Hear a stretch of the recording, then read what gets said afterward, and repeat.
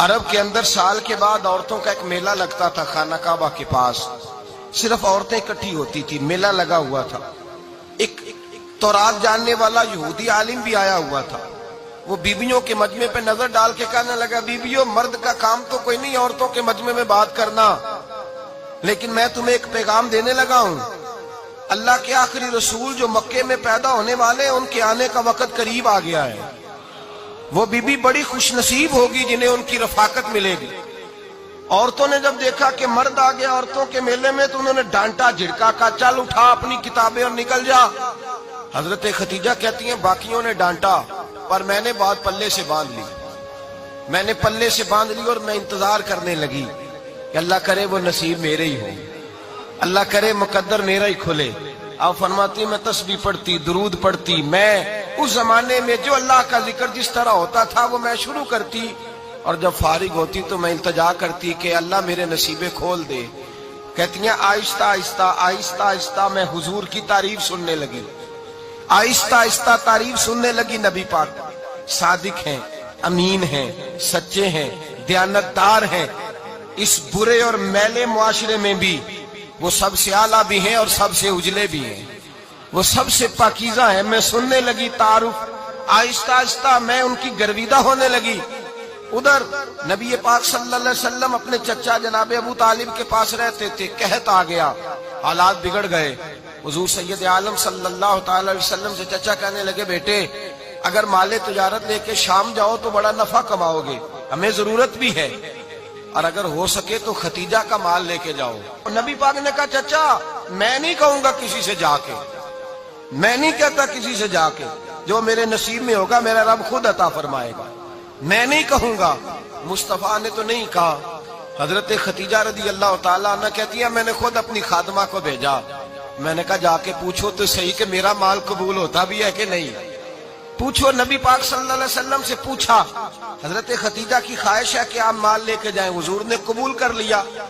جناب ختیجہ الکبریٰ رضی اللہ تعالیٰ عنہ کے غلام تھے، میسرہ ان کا نام تھا، جناب ختیجہ نے ان کو ساتھ بھیجا۔ فرمایا تین باتیں ارشاد فرمائی، ایک تو فرمایا سارا رستہ غور سے دیکھنا میرے نبی کے ساتھ کیا معاملات درپیش ہوتے ہیں، ابھی اعلان نبوت نہیں کیا، فرمایا ذرا غور کرنا، میرے مصطفیٰ کا مطالعہ کرنا اور مجھے واپس آ کے سبق سنانا، وہ جو تم نے چہرہ بددعا کی تلاوت کی ہو ذرا مجھے واپس آ کے سنانا۔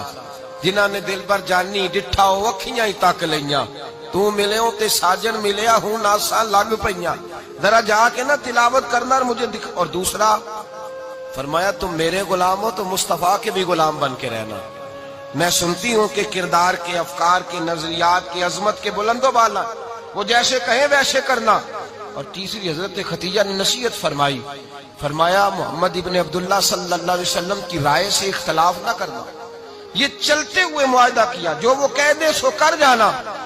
غلام کہتے ہیں میں ساتھ گیا، باتیں میں نے سن لی، لیکن جب سفر شروع ہوا نا ابھی چند منزلیں طے ہوئی تھی، میں نے کہا ختیجہ آپ نے کیا نصیحت کرنی تھی، ان کے ساتھ جو رہے گا وہ ان کا غلام ہی بن جائے گا، ان کے ساتھ جو رہے گا تو اجے میرا محبوب نہیں ڈٹھا جن ویکھ کے چن شرماوے، جے رکھے ہاتھ پھلاں وچ ہاتھ نال پھلا رل جاوے، تے ادھی راتی چن چڑھ جاندے جدوں جلوہ فرماوے۔ مایا جو بھی ساتھ رہتا غلام ہو جاتا۔ میسرہ کہتے میں گیا، تجارت شروع ہوئی، کہتے ہیں نبی پاک صلی اللہ علیہ وسلم جب منڈی میں پہنچے تو لوگ قسمیں اٹھا اٹھا کے مال بیچ رہے تھے۔ اللہ کے محبوب جب گئے نا تجارت کرنے تو ایک آدمی کہنے لگا چلو معاذ اللہ بتوں کے نام تھے لات و منات، کہنے لگا لات کی، عزا کی، منات کی قسم اٹھاؤ، تو نبی پاک فرمانے لگے ان کی قسم اٹھاؤں جن کا میں نام لینا بھی پسند نہیں کرتا، ابھی اعلان نبوت نہیں کیا۔ اور فرمایا ویسے بھی میں قسم دے کے مال نہیں بیچتا، خریدنا ہے تو خریدو، نہیں خریدنا تو نہ خریدو۔ کہتے ہیں لوگ قسمیں اٹھا اٹھا کے پیچھے جاتے تھے، پر میرے نبی جس سے رخ پھیرتے تھے وہ نبی پاک کے پیچھے ہو جاتا تھا۔ ماتے کئی گنا زیادہ نفع کمایا۔ ہم رستے میں تھے، حضور ایک درخت کے نیچے آرام کرنے لگے، ایک عیسائی راہب غار میں بیٹھا تھا، نکل کے آ گیا، مجھ سے کہنے لگا مجھے وہ جانتا تھا، میں سنا یہ کس کو ساتھ لائے، یہ کون ہے؟ میں نے کہا اہل قریش کے ایک معزز آدمی ہے۔ کہنے لگے یار جس درخت کے نیچے یہ لیٹے ہوئے ہیں یہاں عام آدمی نہیں لیٹ سکتا، یہاں وہی لیٹے گا جو اللہ کا سچا رسول ہوگا۔ یہاں دوسرا کو لیٹ ہی نہیں سکا. یہ رسول ہے، ان کا خیال رکھنا. کاش میں اس وقت تک زندہ رہوں جب یہ نبوت کا اعلان کریں. میسرہ کہتے ہیں میں غلام ہو گیا. نبی پاک صلی اللہ علیہ وسلم کی ادائیں مجھے بھانے لگی. جب واپسی پہ نکلے تو گرمی بڑی شدید تھی. فرماتے ہیں جب دھوپ تیز ہوتی تو بادل کا سایہ آ کے حضور پہ سایہ کر دیتا. بادل کا ٹکڑا نبی پاک پہ. اللہ جانے کہاں بیٹھ کے لوگوں نے کتابیں پڑھی ہیں جو کہتے ہیں 40 سال کے بعد نبی بنے تھے. پتہ نہیں کہاں بیٹھ کے کتابیں پڑھی ہیں. ہم نے تو جو سیرت پڑھی ہے وہ بتاتی ہے کہ تیری حیات پاک کا ہر لمحہ پیغمبر لگے، ہر لمحہ پیغمبر لگے. یہاں تو وہ لوگ جو کئی سال پہلے 20 اور 25 سال پہلے حضور سید عالم صلی اللہ علیہ وسلم کی رفاقت میں رہے، وہ اعلان کر دو. لوگ پتہ نہیں کہاں بیٹھ کے کتابیں پڑھتے ہیں، کہاں بیٹھ کے. میرے نبی پاک سے صحابہ نے پوچھا حضور آپ کب نبی تھے؟ فرمایا ابھی آدم کی مٹی گوندی جا رہی تھی، ابھی آدم کی مٹی گوندی جا رہی تھی، میں تب بھی اللہ کا رسول تھا. میرے بھائی نبی رحمت سید عالم صلی اللہ علیہ وسلم کے غلام حضرت خدیجہ کے غلام کہتے واپس آیا. اور پہلے بھی کئی دفعہ حضرت خدیجہ کا مال گیا تھا، بڑے نفع آئے تھے، پر جو نفع اس سال آیا وہ پہلے کبھی نہیں آیا تھا. کہتے ہیں مجھ سے حضرت خدیجہ کی سہیلی بھی بیٹھی تھی، میں بھی آ گیا. اور جناب خدیجہ کی سہیلی کہنے لگی چل مال کے بارے میں کچھ بتا، کتنا بکا؟ میں نے کہا مال چھوڑو، مصطفیٰ کی سنو. اور پھر کہتی چلو ٹھیک ہے، بادل سایہ کرتا تھا، چلو ٹھیک ہے. تم سے راہب نے پوچھا تھا، یہ صحیح ہے انہوں نے تیری سارے رستے بڑی خدمت کی، تیرا بڑا خیال رکھا، پر یہ بھی بتا تجارت کیسے ہوئی؟ تو میں سر کہنے لگا زندگی میں نے بھی ساری گزار دی ہے، پر اس رسول کے ساتھ 4 دن ہی گزارے ہیں. حد ہو گئی مجھ سے، اور کچھ نہ پوچھو، اور کچھ نہ پوچھو. آ میرے دل آمنہ کے لال کی باتیں کرے، اور کچھ نہ پوچھو، بس ذکر ان کا چھیڑیے ہر بات پر، اور چھیڑنا شیطان کا عادت کیجئے. بس مجھے حضور کے تذکرے بیان کرنے ہیں، ذکر مصطفیٰ کرنا ہے. حضرت خدیجہ الکبریٰ بڑی متاثر ہوئی. کہتی ہیں مجھے درجنوں لوگوں نے پیغام نکاح دیا تھا، پر میں نے سنی نہیں تھی. میں نے نفیسہ کے ہاتھ پیغام بھیجا. میں نے کہا میری عمر 40 سال ہے، ان کی 25 سال ہے، اور میرا اعمال اور طرح کا ہے. وہ شہنشاہ ہے، جا کے پوچھو تو صحیح، بھلا میں قبول ہوتی ہوں؟ پوچھو. نفیسہ کہتی ہیں میں آئی تو وہ خاتون جن کے لیے لوگ بڑے بڑے قریش پیغام دیتے تھے، پیغام لے کے آئی.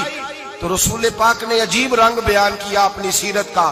جب میں پہنچی میں نے کہا خدیجہ نکاح کرنا چاہتی ہیں؟ نفیسہ کہتی ہے میرا خیال تھا کہ کوئی اور ہوتا تو کرسی سے اٹھ کھڑا ہوگا، فوراً کہے گا اچھا جلدی کرو بات کرو. جب میں نے آ کے کہا نا حضور خدیجہ نکاح کرنا چاہتی ہے، تو نبی پاک نے میری طرف دیکھا، فرمایا وہ کہتی ہیں کہ تم کہتی ہو؟ کہا وہ کہتی ہیں. تو حضور نے فرمایا ٹھہر جاؤ، میں اپنے چچا سے پوچھ کے بتاؤں گا، میں مشورہ کروں گا، میں پوچھ کے بتاؤں گا. آج بچوں کو کچھ سبق بڑے یاد ہیں. کہتے ہیں پسند کی شادی کرنا حضرت صاحب ناجائز ہے، پسند کی شادی کرنا کوئی ناجائز ہے؟ اور میں نے کہا بھائی صرف ایک ہی جائز چیز رہ گئی، اور کوئی شے جائز نہیں. یہ ایک ہی جائز چیز ہے جس کا فتویٰ سارے نوجوان پوچھتے پھرتے ہیں، سارے رانجے بنے پھرتے ہیں، مجنو بنے پھرتے ہیں، سارے مئی وال ہو گئے. اللہ پاک کو ہدایت کی توفیق عطا فرمائے. سارے اس بری لت کا شکار ہو گئے. او بھائی نبی پاک سوائے خدا کے کسی کے پابند نہیں، لیکن میرے مصطفیٰ نے اپنی امت کو یہ درس دیا ہے کہ جو بڑوں کے شفقت کے سائے میں چلتا ہے اللہ اس کی مدد فرمایا کرتا ہے.